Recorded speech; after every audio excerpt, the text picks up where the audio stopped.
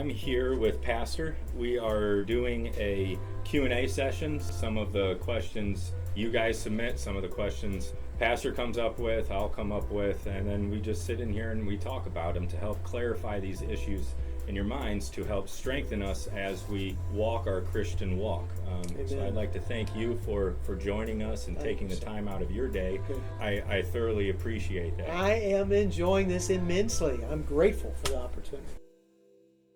I need to say to you, and I confess this to you, there have been times that I've seen people come to know the Lord to whom I've given a terrible witness.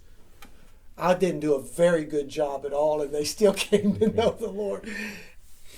Today we have a question that came from one of the youth. It's a rather practical question, but I think that it's very relevant. What is the most impactful thing that we can say as believers to a non-believer?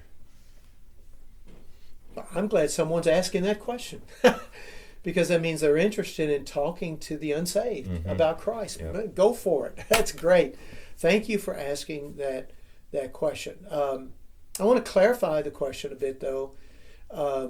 We want to make sure we understand that there is nothing that we can say to convince another person to be saved.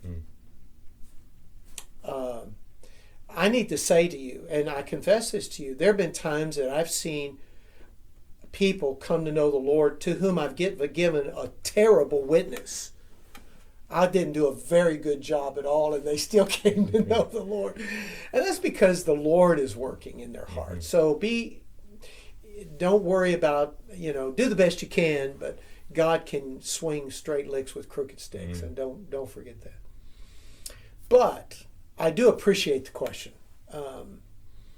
And I'm going to answer it this way. If there's one thing, if I'm asked one thing we can say to people to whom we're trying to present Christ or to help them understand their need for the gospel, I would say form a list of questions that you can ask intended to show weakness in their arguments.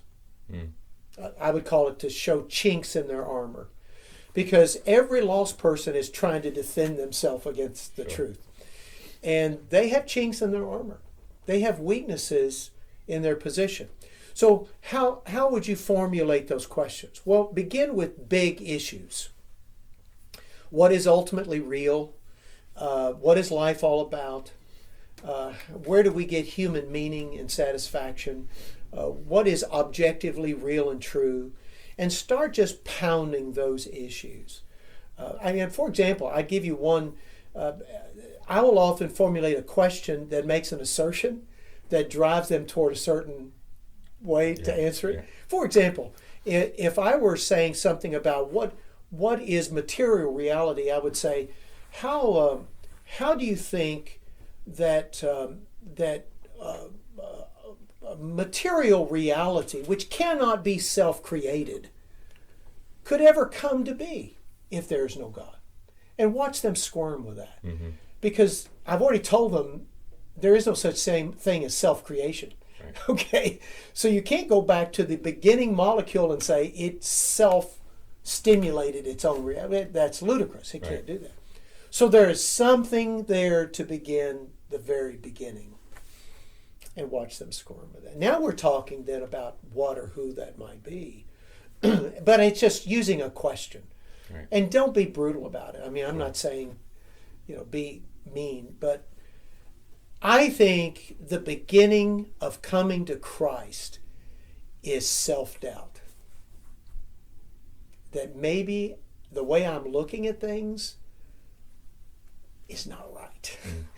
That is the first step. And you know what that is? That's humility. That's the being willing to open up and realize maybe there's something I don't know that I need to know. Then once you get to that point, then you can start inserting, well, did you know God says in the Bible, fill in the blank. And by the way, if you're ever asked by a lost person to not give them the Bible, always give them the Bible. Don't allow them to establish the framework of your conversation. You never allow an unsaved person create the agenda. Mm-hmm. The agenda is created by God, and don't you forget that. So the truth is truth, whether they want to hear truth or not. Now they may not want to hear truth, and they may not want to talk to you. That's okay. You've done what you can, but always keep before them the truth of the Lord. Amen. So that's what I would do. Yeah. Thank you, Pastor. You're welcome.